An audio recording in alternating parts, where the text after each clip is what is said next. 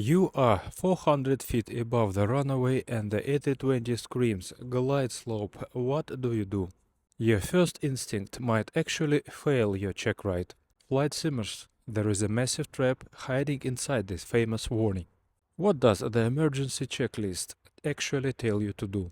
The Airbus memory item simply says to adjust your path or consider a go-round. Why does the computer only ask you to consider aborting the landing? Sometimes pilots intentionally fly below the electronic beam during a clear visual approach.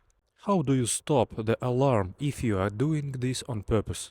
You just reach up to the instrument panel and press the Glideslope Mode button to off.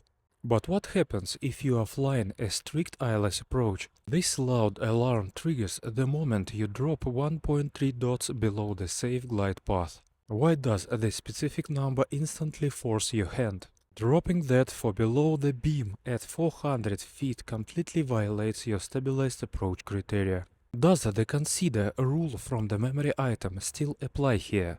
No, your standard operating procedures take over and make a full go-round absolutely mandatory. The aircraft manual might give you an option, but the safety rules demand you push those levers to TOGA. Have you ever tried to save an unstabilized approach in Microsoft Flight Simulator? We will break down exactly how to execute a flawless go-round in our next video.